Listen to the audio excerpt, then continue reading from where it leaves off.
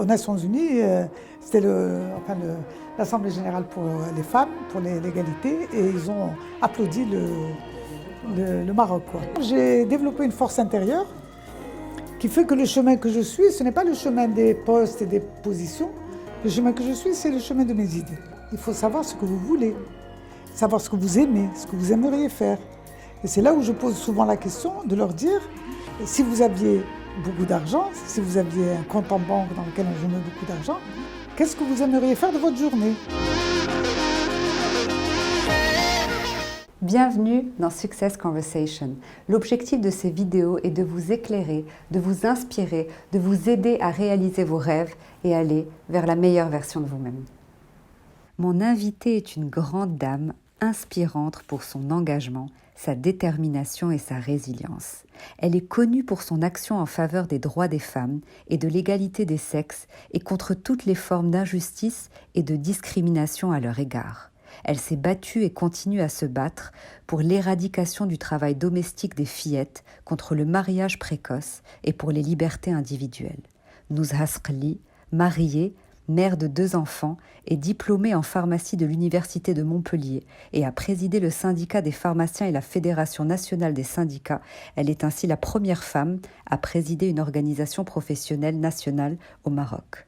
En 1975, elle a participé à la Marche verte pour la libération des provinces marocaines du Sahara, alors sous occupation espagnole.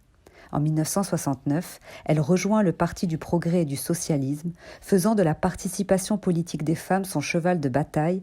Elle sera candidate inlassablement pendant 20 ans aux élections jusqu'en 2002, date de son élection au Parlement en tant que tête de liste nationale du Parti du progrès et du socialisme.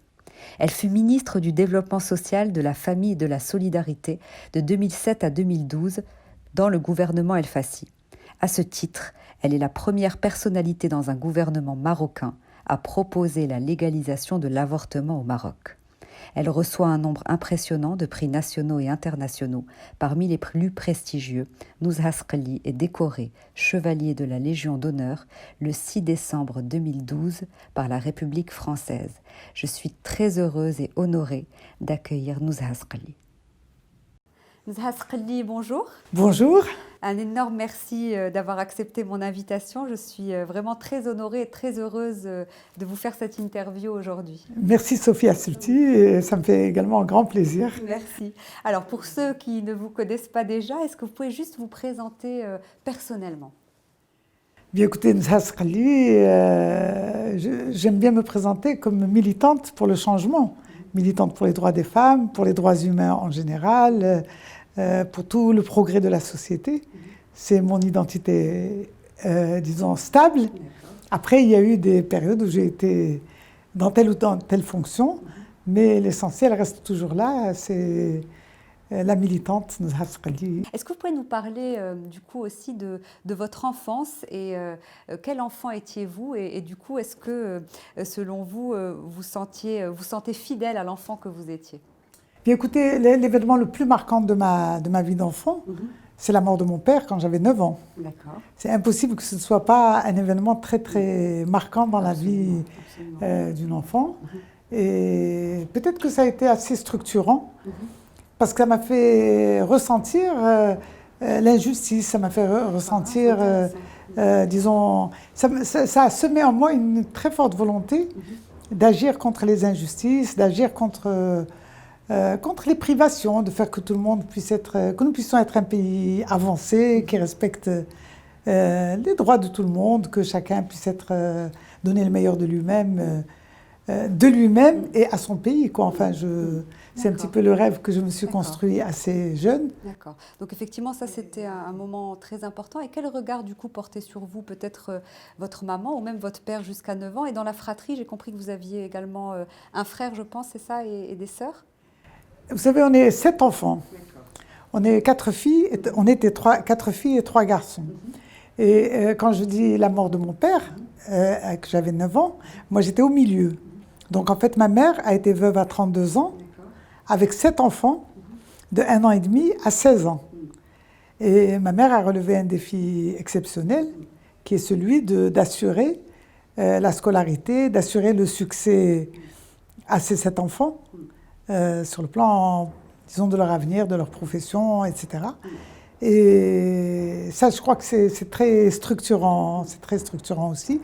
Quant à ma place à moi, j'étais au milieu, c'est-à-dire j'avais un grand frère et une grande sœur, et 2 petits frères et 2 petites sœurs. Et j'étais un petit peu perdue au milieu de toute cette fratrie. Au milieu, c'est pas évident. Au milieu, c'est pas évident. Enfin, c'était un ressenti d'enfant. C'est pas. Je me sentais privée d'être la grande et privée d'être la petite. Donc, je n'étais jamais ni la grande qui avait accès aux avantages des grands, ni la petite qui avait accès, disons, aux choyeries, enfin, aux petits plaisirs dont pouvaient bénéficier les petits. Et donc, j'ai dû me battre très, très fort pour exister. Mais bon, voilà, c'est peut-être une des caractéristiques de mon enfance, quoi. Ah, vous êtes pharmacienne, hein, je crois que de Montpellier, de formation. À partir de quel moment vous avez fait un choix conscient d'orientation, je vais dire motivé par ce qui vous anime? Parce qu'on voit que vous êtes éprise de justice, vous êtes battue pour l'égalité des genres notamment et plein d'autres combats toute votre existence. Mais à partir de quel moment un choix d'orientation s'est dessiné? Et d'ailleurs, pourquoi le choix de ce parcours Je n'ai jamais choisi d'être pharmacienne ou de faire pharmacie. Comment c'est arrivé? Dites-nous. Parce que bon, moi j'avais l'intention de faire médecine. Mais en fait, si on me demandait maintenant qu'est-ce que j'aurais aimé faire, j'aurais fait du droit. Parce que c'est ce qui me passionne en fait le plus. Mais disons, j'avais décidé de faire médecine, mais médecine se faisait à Rabat. Et à Rabat, j'avais des membres de la famille qui étaient assez conservateurs. Et moi, on était à Casablanca avec ma mère.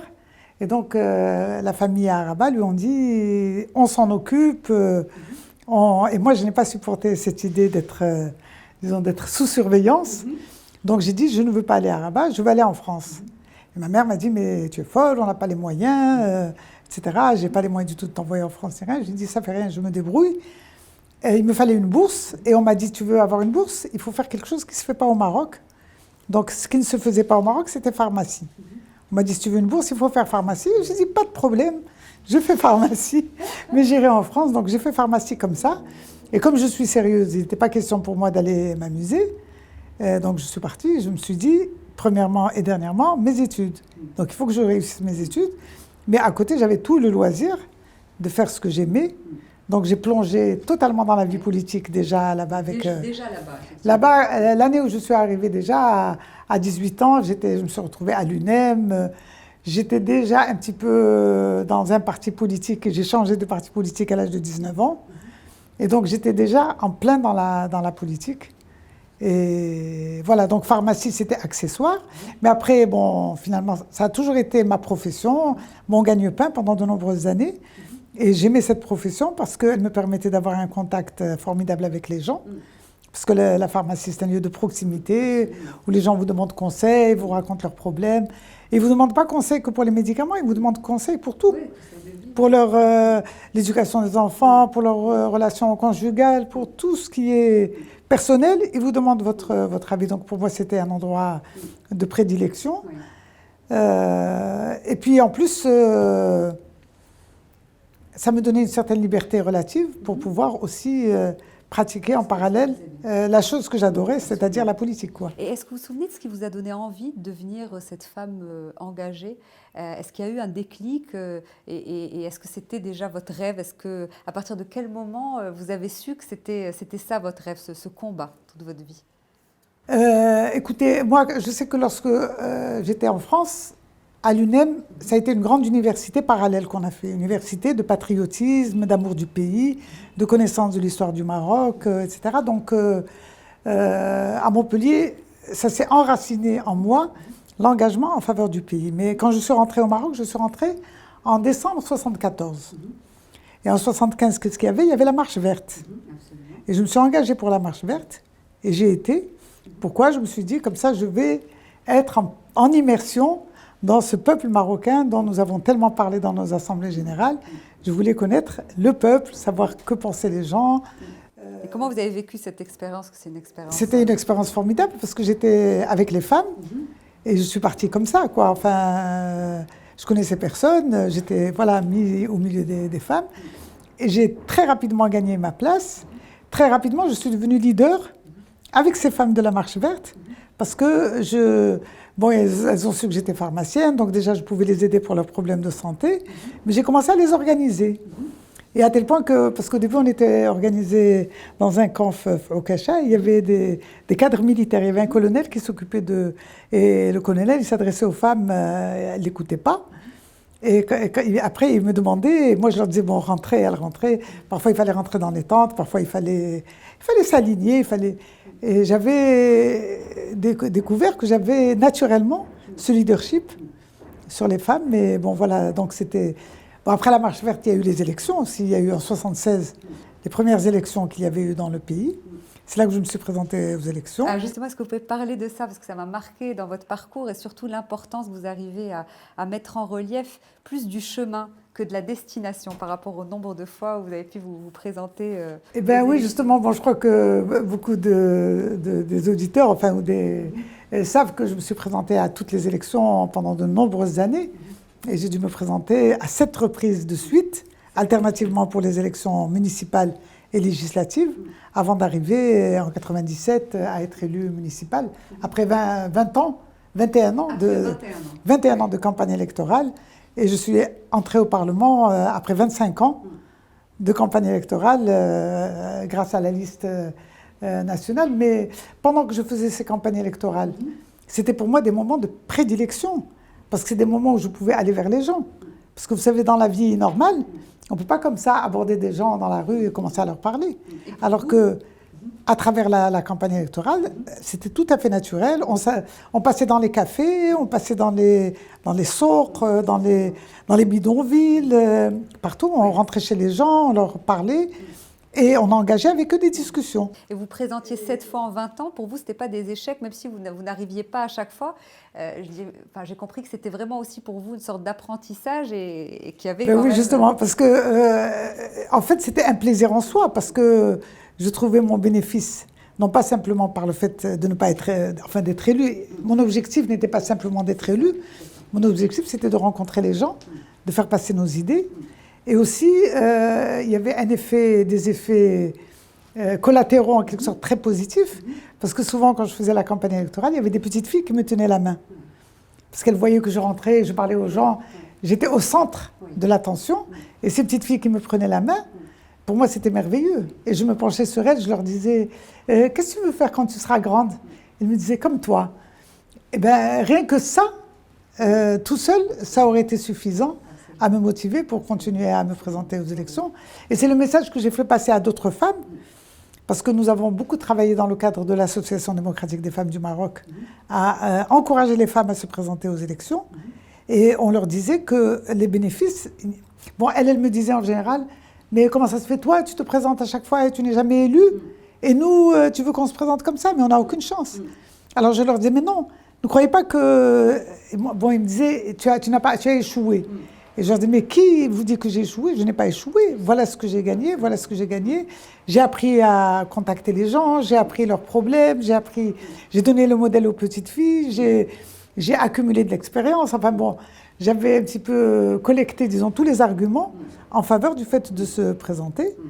Et donc, parce que parallèlement, on travaillait aussi sur le fait de changer les lois électorales, parce que pour permettre aux femmes d'être élues, bon, pour ce qui me concerne, en 1997, où j'étais élue municipale, j'étais une parmi les 0,34% de femmes élues.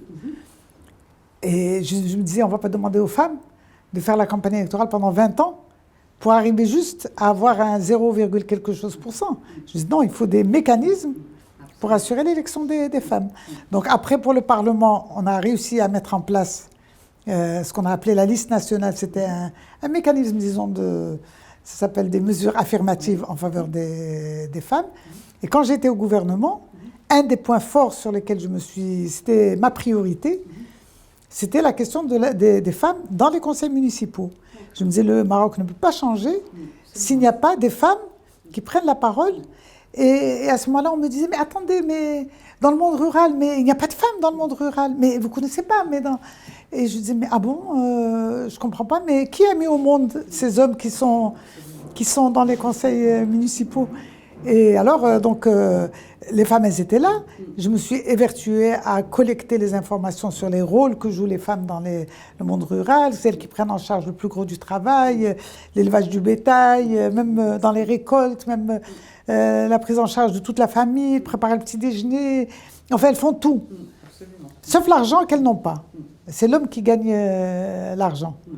Et donc, j'ai dit, ces femmes-là, tant qu'on ne leur donne pas la parole pour pouvoir s'exprimer dans un conseil municipal et dire leurs besoins, on ne peut pas parler de démocratie. C'est elles qui prennent en charge tout. Demandez-leur au moins leur avis. Et c'est comme ça qu'il y a eu un quota pour les femmes et qu'on a pu, pour la première fois, en 2009, vous savez, c'est tout récent, passer de 0,5% de femmes à 12,4% de femmes. Et ça a fait applaudir le Maroc aux Nations Unies, parce que j'étais aux Nations Unies et je leur ai dit, voilà, il y a eu une augmentation de 600% du nombre de femmes et il y a eu, c'est-à-dire c'était vraiment un progrès très très très important. Et aux Nations Unies, c'était l'Assemblée générale pour les femmes, pour l'égalité, et ils ont applaudi le Maroc, quoi. Alors, quelles sont selon vous, Nuzha Asqali, vos plus grandes forces pour avoir réussi ce parcours et toutes ces victoires finalement, vos plus grandes forces selon vous? Eh bien, écoutez, vous savez, il y a la persévérance, il y a la passion, bien sûr, il y a la persévérance, et puis il y a une carapace qui se développe au fur et à mesure qu'on est dans le domaine politique, parce que c'est connu que le domaine politique, c'est un domaine, qu'on le veuille ou non, sans que ce soit péjoratif, c'est un lieu de recherche de pouvoir. Ce pouvoir, bien sûr, peut être un pouvoir au service des autres, c'est pas nécessairement... Bon, il y a ceux qui veulent le pouvoir pour en profiter. Moi, je dis que les femmes, il m'est arrivé de le dire dans une conférence, nous sommes assoiffés de pouvoir, mais c'est de pouvoir agir contre les injustices, de pouvoir changer la réalité, de pouvoir exprimer nos besoins et les besoins de nos enfants et les besoins de nos familles. Donc, si vous voulez, ma force, ça a été de savoir que quand je recevais des coups, et j'en ai reçu beaucoup en politique, c'est de me décontracter et de dire ça, c'est pas Nuzha Asqali qui reçoit les coups, c'est la femme en politique. Et j'ai appris aux femmes, parce que souvent j'ai eu des femmes qui me tombaient dans les bras complètement anéanties par des coups qu'elles recevaient, en me disant comment tu fais pour rester. Et je leur dis, mais non, c'est pas toi qui reçois les coups, oublie que c'est toi, n'importe quel autre à ta place recevrait les mêmes coups parce que tu leur disputes en quelque sorte le pouvoir qu'ils ont l'habitude de monopoliser. C'est une bonne façon de développer sa résilience. C'est une bonne façon d'avoir de la résilience, justement en parlant de coups. C'est quoi, Nuzha Asqali, la plus grande épreuve que vous ayez eu à surmonter? Du coup, les enseignements que vous en avez tirés? La plus grande épreuve, qu'on est en train de parler sur le plan politique, un des moments forts, ça a été, vous savez, quand j'ai passé mon premier mandat en 2002 au Parlement, en 2003, j'ai été la première femme chef de groupe parlementaire, et c'était un mandat très très riche, c'était la première décennie du règne de Sa Majesté Mohamed VI, particulièrement engagée sur la question de l'égalité et des droits des femmes. C'est là qu'il y a eu la réforme du Code de la famille, la réforme du Code de la nationalité. Il y a eu un ensemble de lois extrêmement positives en faveur des femmes. Et je me suis battue au sein du Parlement. J'ai travaillé, je veux dire comme quatre, pour être modeste, mais j'ai vraiment travaillé comme quatre. C'est-à-dire j'ai pleinement travaillé. Et mon passage au Parlement a été marquant. Mais ça n'est pas sans susciter certaines jalousies, certaines... justement les coups dont on parle. Et parmi les choses, eh bien, quand il devait y avoir les élections en 2007, eh bien, on a choisi, mon parti a choisi de me mettre en 3e position sur la liste, après avoir mis en première et en 2e position des femmes qui étaient extérieures au parti, qui venaient de rejoindre le parti pour les élections. Et ça, j'ai estimé que c'était anormal, que c'était une injustice. Et qu'est-ce que j'ai fait? Je me suis retirée des élections. Parce que, vous savez, dans le calcul de qui sera élu, je savais que le parti allait avoir 3 postes. Donc j'allais être élue, mais en 3e position. Vous avez préféré, du coup, et j'ai dit, je me retire, mais on m'a dit, mais tu es bête, mais tu rates une place au Parlement. Mais j'ai dit, non, je suis désolée.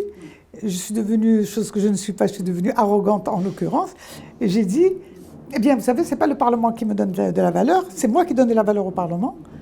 Et là, j'ai dit, je ne me présenterai pas, mais je continuerai ma vie politique comme si de rien n'était. Et l'enseignement, du coup? Eh bien, l'enseignement, c'est qu'il se trouve que, à travers cet échec, mon échec a tellement été un choc pour, disons, pour l'opinion publique, pour beaucoup de gens qui suivaient les choses. Disons, ça a favorisé le fait que j'ai été nommé ministre juste après. Et ceux qui m'en voulaient, ceux qui ne voulaient pas que je sois à tête de liste, qui disaient, bon, ben ça y est, elle a déjà, mais où est-ce qu'elle va arriver celle-là, etc. Enfin bon, qui étaient, disons, à un moment donné, on m'a dit, ah ben tu vois, maintenant tu n'es plus rien, voilà, tu n'as pas été élu au Parlement. J'ai dit, non, non, je suis très bien, ça va très bien. Et effectivement, j'ai développé une force intérieure qui fait que le chemin que je suis, ce n'est pas le chemin des postes et des positions. Le chemin que je suis, c'est le chemin de mes idées. C'est votre chemin, absolument. C'est mes idées, c'est ce pourquoi je lutte. Et le reste, les postes ou les responsabilités, ça peut venir et ça peut ne pas venir. Et c'est pas ça qui est important. Est-ce qu'il y aurait toutefois quelque chose que vous auriez aimé faire autrement?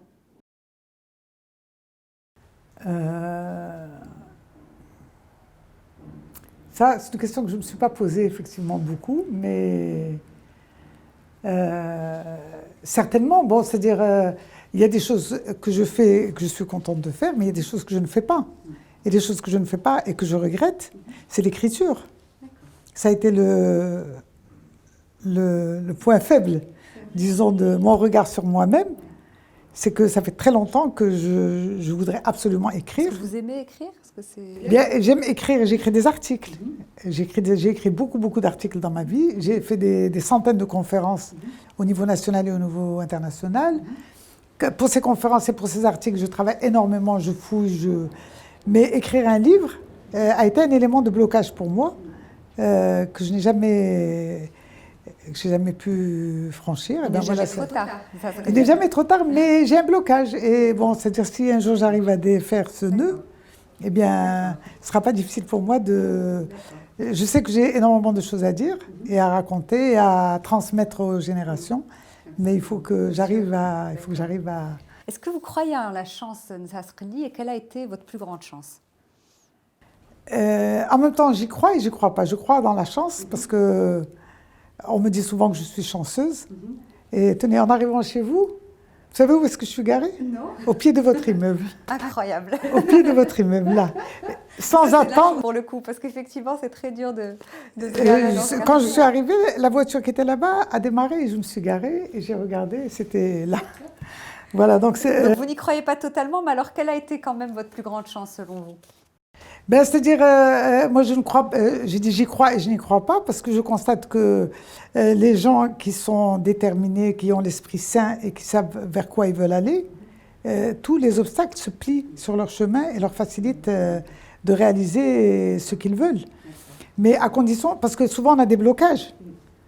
Et je pourrais dire j'ai pas de chance parce que je n'ai pas écrit de livre. Mais non, je dis non. C'est pas que j'ai pas de chance, c'est que j'ai un blocage que je devrais dépasser. Mais il faut aider la chance.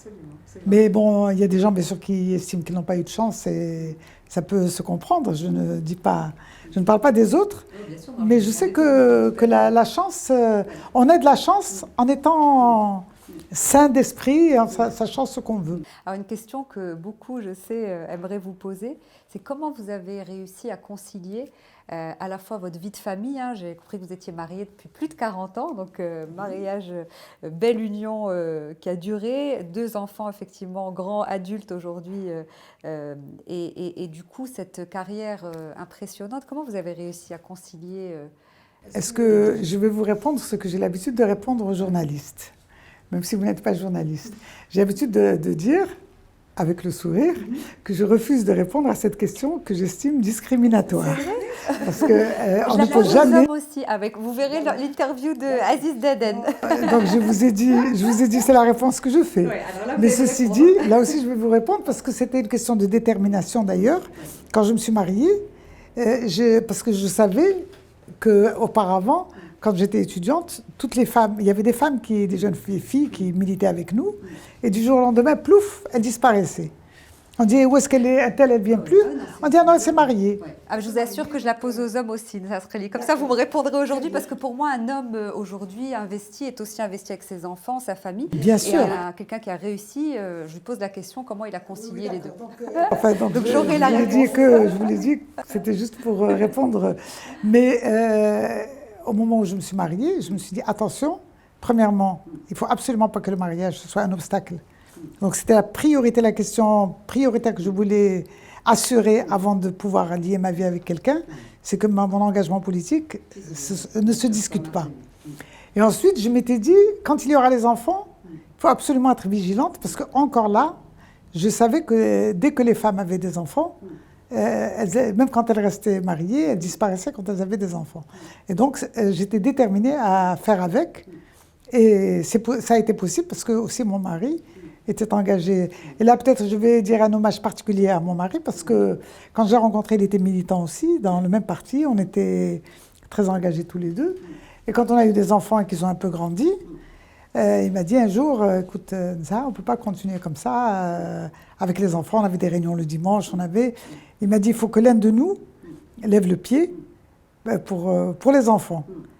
Et j'ai eu une inquiétude, je me suis dit, est-ce qu'il va me dire que je dois m'arrêter ? Et il m'a dit, voilà, j'ai réfléchi, j'estime que les hommes en politique, il y en a des milliers, mais que les femmes en politique, il y en a très très peu. Alors je te propose de continuer, et c'est moi qui vais lever le pied. Alors là, Zamzam, c'est quelque chose qui m'a tellement touchée, qui fait que, bon, c'est-à-dire, l'image de notre relation, mon mari et moi, c'est de dire que notre vie est un concours à qui sera plus gentil avec l'autre. Donc, c'est quelqu'un qui a posé la question et qui a gagné. Il a dit, le match n'est pas encore terminé. Voilà. Donc, excellent. Si vous deviez donner conseil, Nasrali, à la petite fille que vous étiez à 7 ans, ce serait quoi ? Ben écoutez, parce que bon, j'ai pensé à la question de la parole. Parce qu'à l'âge de 7 ans, j'avais des nattes. Oui. Et j'étais très timide. Et je ne pouvais pas parler sans mettre la natte devant mon visage. Et il y avait la maîtresse, donc, comment on appelait, l'institutrice, qui essayait de me tirer la main pour que je puisse dévoiler mon visage. Et je n'osais pas. Et je me rappelle cette image qu'elle me tenait les deux mains pour que je puisse parler sans mettre la main. Donc j'étais timide. Mais quand j'ai commencé à parler, j'ai constaté très naturellement, très très tôt, que lorsque je parlais, les gens se taisaient. Et j'ai senti que j'impressionnais les gens quand je parlais.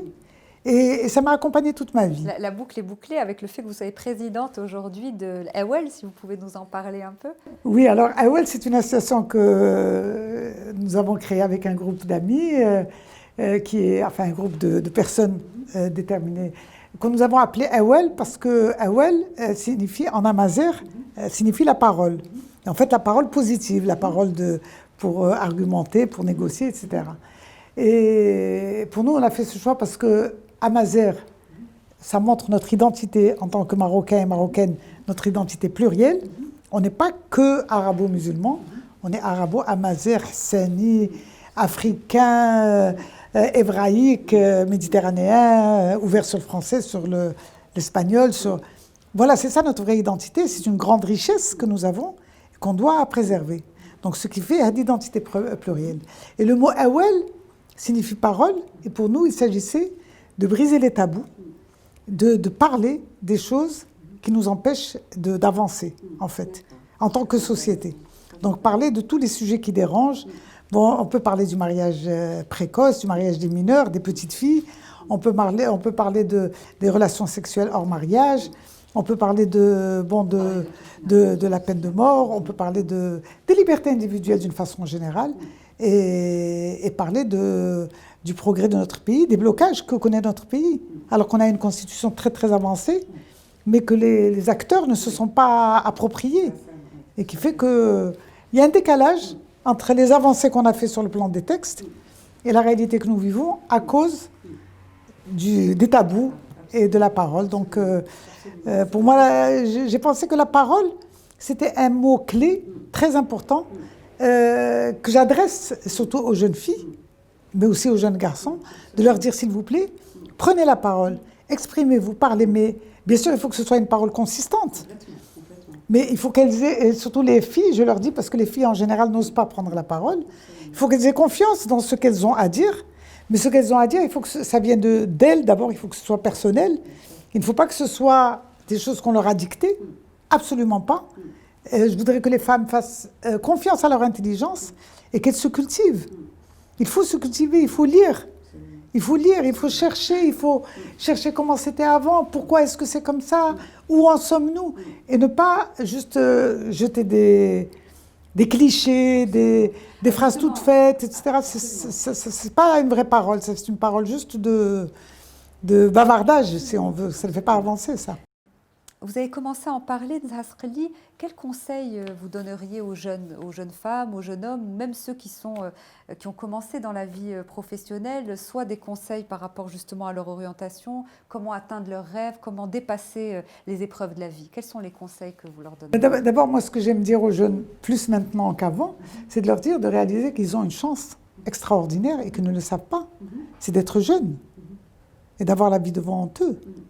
Et qu'ils peuvent arriver à tout ce qu'ils veulent. Alors je dis simplement, il faut savoir ce que vous voulez, savoir ce que vous aimez, ce que vous aimeriez faire.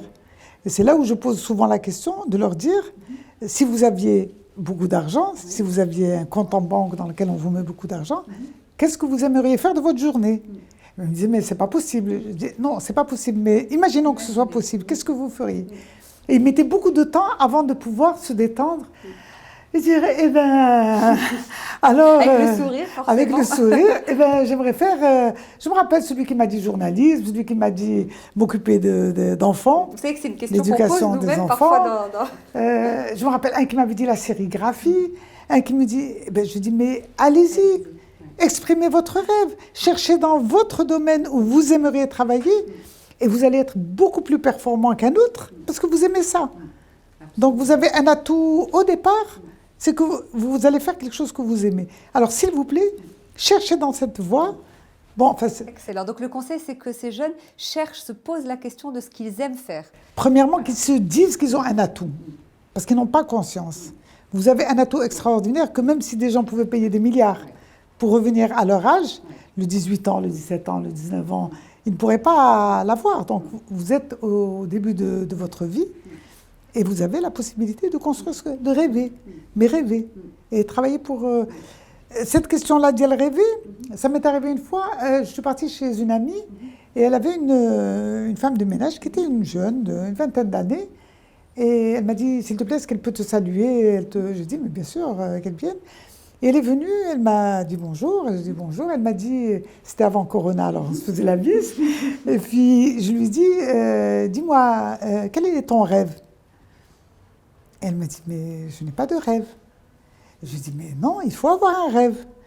Je lui ai dit, parce que si tu as un rêve, tu as des chances de le réaliser, mais si tu n'as pas de rêve, tu... Et puis après, quelques semaines après, j'apprends, la fille, elle m'a dit, ce mot-là a changé ma vie.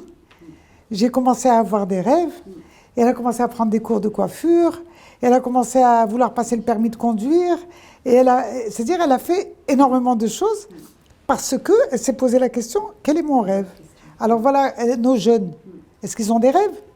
Il faut les encourager à avoir un rêve. Même si le rêve est... On leur dit rêvez grand. Rêvez grand parce que c'est gratuit. Rêvez grand et après, vous agissez pour essayer de réaliser votre rêve. Ben, c'est ça que je dirais aux jeunes. Mais pas rêver que pour vous tout seul, s'il vous plaît. Je dirais rêvez pour vous et rêvez pour votre pays. Parce que votre pays n'a que vous. Votre pays, c'est comme votre famille. Et... bon, moi, il m'est arrivé, quelqu'un qui me disait, la France, c'est beaucoup mieux, etc., c'est plus propre, c'est plus... Et j'avais dit, écoutez, vos parents, est-ce que vous aimeriez les changer? Si vos parents sont analphabètes, s'ils ne sont pas propres, est-ce que vous aimeriez avoir d'autres parents? Elle m'a dit, non, je leur apprendrai. Et bien, j'ai dit, s'il vous plaît, faites pareil avec votre pays. Donc, aimez votre pays. Et réfléchissez en collectivité, ne réfléchissez pas uniquement en individu, tout en pensant à vous-même, mais ça c'est bien, ça donne un sens à la vie. Et moi je peux dire que c'est une des choses dont je suis très fière, c'est que ma vie a un sens, malgré les difficultés qu'il y a maintenant toutes les évolutions qu'on n'a pas attendues. Ma vie a un sens parce qu'elle est liée à la vie à la vie collective. Justement, j'allais vous demander, vous m'avez précédé, et ce sera ma dernière question. Nzha Sqli, de quoi est-ce que vous êtes le plus fier?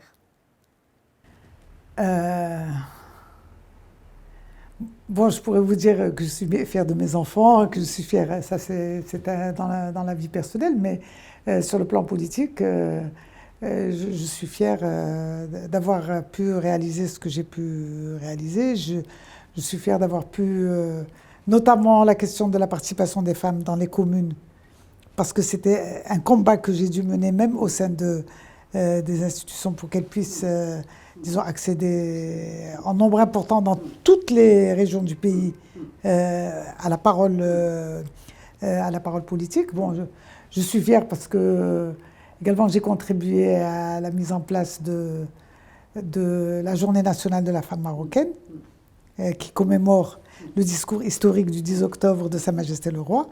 Bon, c'est Sa Majesté le Roi qui a décidé cette journée nationale de la femme marocaine, et c'est un élément dont je suis très fière. Je suis fière aussi du rôle que j'ai pu jouer auprès des personnes handicapées dans notre pays. Pendant que j'étais dans mon mandat, j'ai réussi à faire que 750 parmi les handicapés, et particulièrement parmi les non-voyants, les non- et malvoyants, ont pu rejoindre la fonction publique. Et c'était une occasion unique. Ça ne s'est jamais plus reproduit. Et malgré les difficultés qu'il y avait à gérer ce domaine, bien, il y avait un engagement très fort qui m'a permis de réaliser ça. Et puis bon, et d'une façon générale, je suis fière de voir que maintenant, il y a un tissu associatif qui s'est beaucoup développé. Il y a des centaines, voire des milliers de femmes qui sont engagées, aussi bien des femmes élues, des femmes associatives, des femmes leaders. Et moi, je suis très, très heureuse de voir combien les femmes brillent dans tous les domaines et elles contribuent à faire briller le Maroc. Et ça, je me dis, bien sûr, c'est dû à toute la dynamique du pays, mais d'avoir été une partie de cette dynamique, ça me rend heureuse et fière. Un grand merci, Nzha Sqli, c'était vraiment passionnant, Merci dynamisant, inspirant.